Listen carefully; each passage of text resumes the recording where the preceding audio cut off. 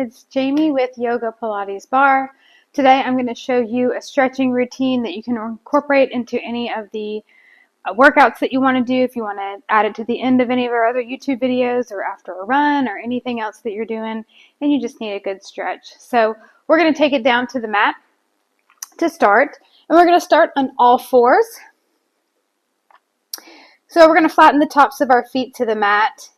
Our wrists are going to be underneath our shoulders, and our knees are going to be right under our hips. Gaze is going to stay straight down to those thumbs, and we're just going to start with some cats and cows here.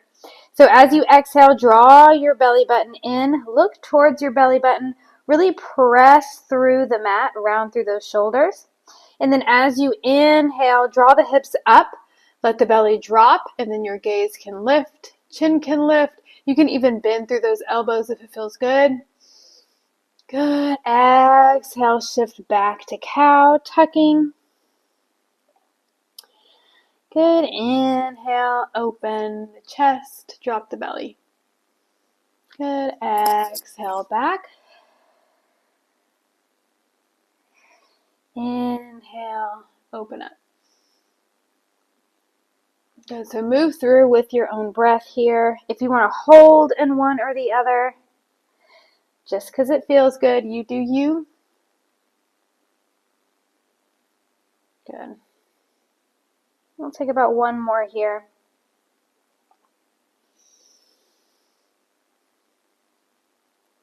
Beautiful. Come on back to center. And we're going to stretch through the shoulders. So draw your left elbow up towards the ceiling. If it's okay for your neck, your gaze can follow. And then as you exhale, thread the needle. Let your left ear come down to your mat. And then your right hand can stay right where it is underneath your shoulder, or you can reach it out to the top right side of your mat, or you can find a bind, reaching for the left hip crease, opening up through the front of that right shoulder, and then just soften your shoulder carriage down. Just let gravity do the work here.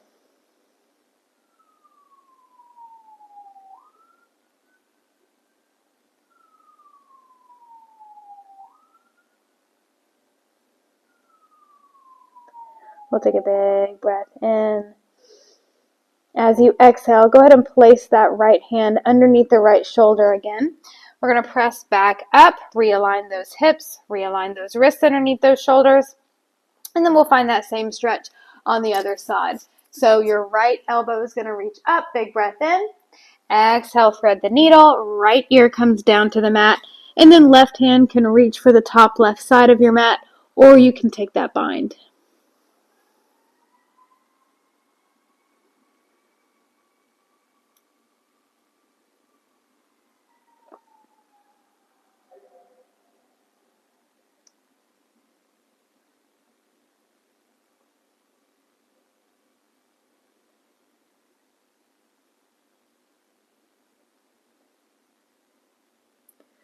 And we'll take a big breath in here. Place that left hand underneath your shoulder again. Press back up. Bring those wrists back underneath those shoulders again. And then we're just going to draw the hips over the heels, stretching back for child's pose, tucking the forehead down to the mat here. Fingertips are going to reach to the top of the mat. And the knees can be as narrow or as wide as you'd like them to be. A couple of breaths here.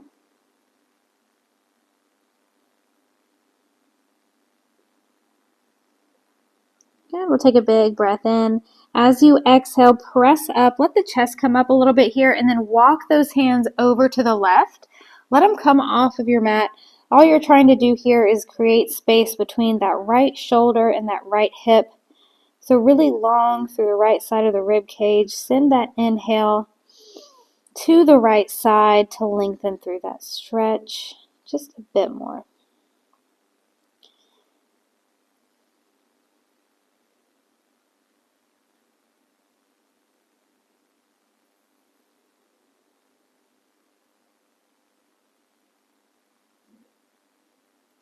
On your next exhale, we'll press up just a bit here, walk those hands through center, and then over to the right side, just off the mat.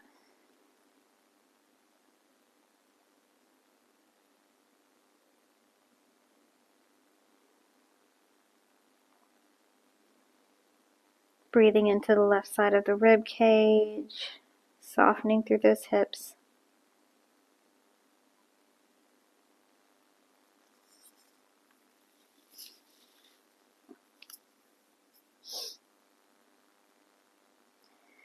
Good. As you inhale, bring yourself back to center. Shift back to all fours. All right, so we're going to find a pigeon pose next. So I want you to draw your right knee towards your right wrist. Left toes are going to draw towards the left wrist. And then I kind of like to walk my hips down, kind of shifting around through that back foot. And then take a peek back. Make sure that back foot is straight and it's not sickling or curved in towards the center of your mat. Try to keep it straight as you can. And then for your right shin, it can be as straight as the top of your mat, or if it feels better for your knee, draw that heel closer to your pelvis. And then what we can do here is stay up on our hands for a moment, open up through the chest, find a tiny arch of the back, and then let your weight sink into those hips. Using your exhale to release any tension you're feeling there. This can be a really intense stretch. So if you need to, you can grab a pillow or a ball or a blanket, something that you've got on hand, and tuck it underneath your right hip to bring the floor a little bit closer to you. So we'll stay up on palms here for a few breaths, and what that does is that brings the stretch more to the left hip flexor, so the front of that left hip gives us some length there. And then we'll take a big breath in. As we exhale, we're going to sink down to forearms, if it's okay for you. Again, if you want blocks or books, something underneath those forearms to bring the ground a little bit closer to you, you can. And when we lower down to forearms, or even chest, if it's in your practice, you can come all the way down. That stretch is going to move over to the right hip, over to the right hamstring and glute. And then again, we just soften into this stretch, using our exhale to release any tension we're holding on to.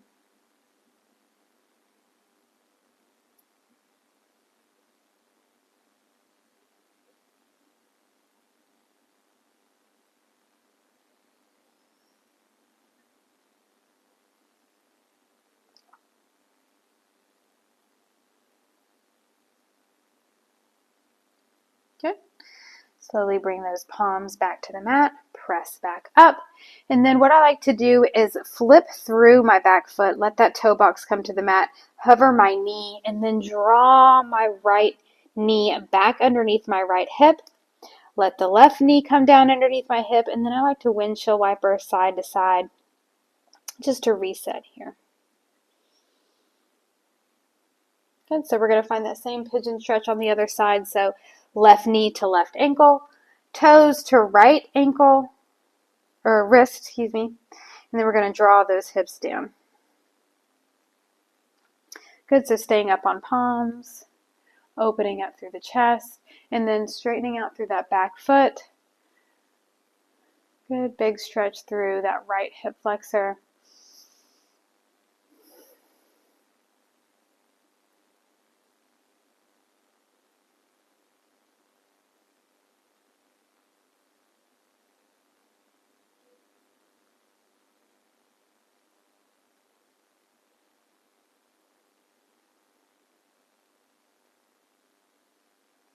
Good. Let your next exhale bring you down to your forearms.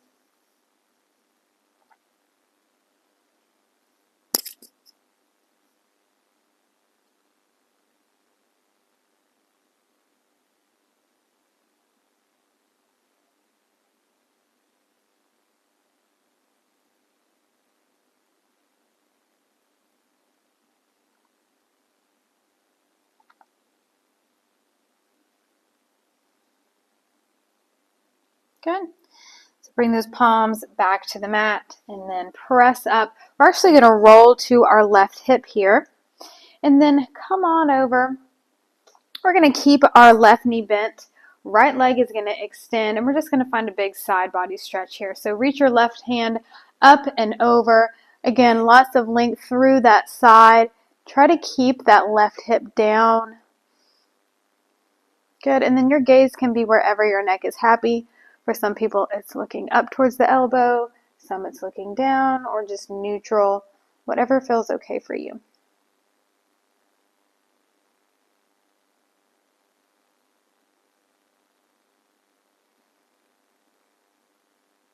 Then we'll draw ourselves back up, and then we're going to turn our torso towards that right extended leg. Arms are going to lift up nice and high here. As much as you need to, you can bend through the right knee. You can even tuck a blanket or a t-shirt or so whatever you've got around you under there. And then we'll exhale to forward fold over that extended leg.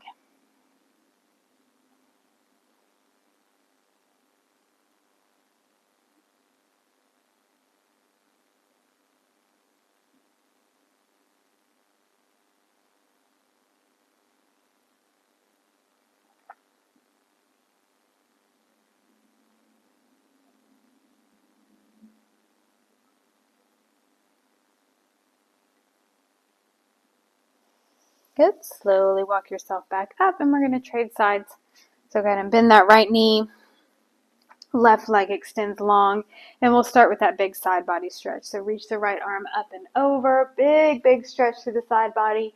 And again, we're going to send that inhale to the right side of the rib cage. Try to puff up there.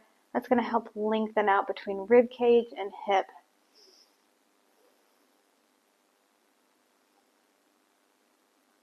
And try to keep that right hip down.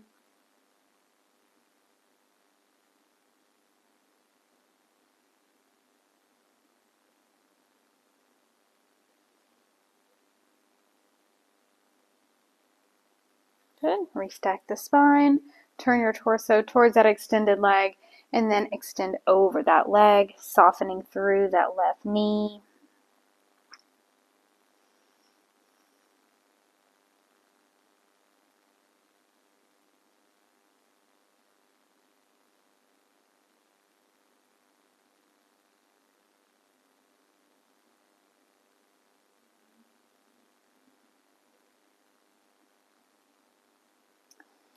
Beautiful. We're going to walk it back up. And then we're going to bring the pads of our feet together here in cobbler's pose. So knees are bent, bottoms of the feet are together. I like to start with a nice tall spine here and a big breath in. As I exhale, I like to hinge forward at the waist, keeping my back flat. And then once I found my edge, I like to just release over those feet, rounding through my spine, tucking the chin down towards the chest. And then just softening the forehead down.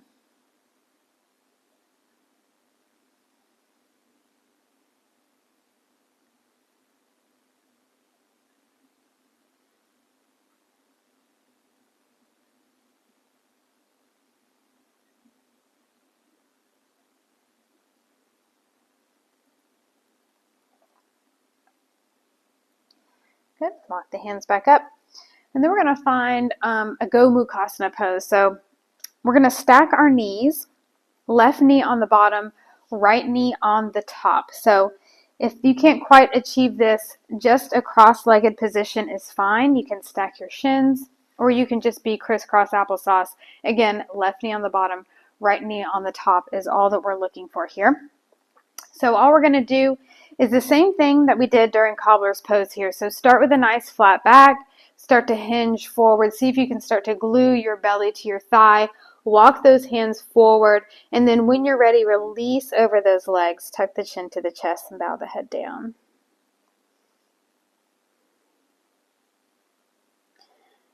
Use that exhale to soften through those hips. This is a spicy one.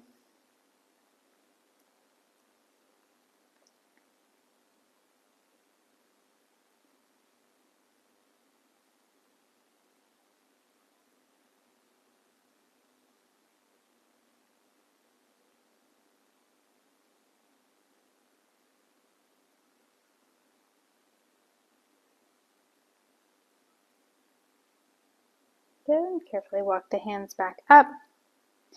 And then we're going to recross in the opposite direction. So right knee is going to be on the bottom. Left knee is going to be on the top. Find the variation that works for you.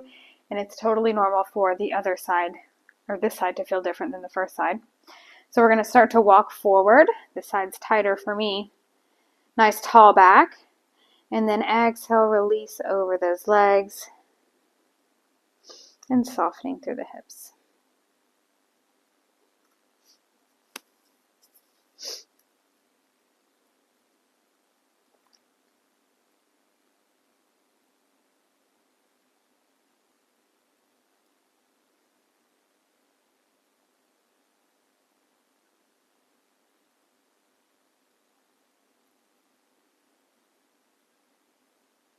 Good. We'll walk those hands back up. And then we're going to place our hands behind our hips, bend our knees and plant our feet, and just windshield wiper our knees side to side. This might even feel better for you down on forearms. Just to loosen back up through the legs, realign through those hips, and then you even get a nice little glute massage here.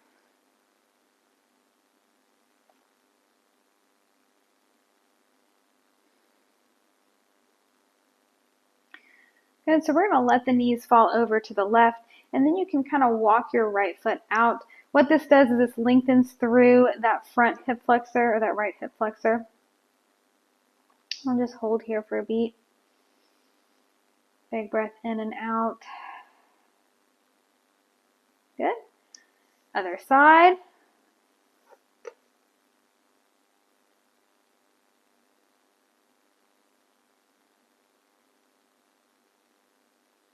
Beautiful. We'll come back up. And that's it. Thank you guys so much. Hope you enjoy the video.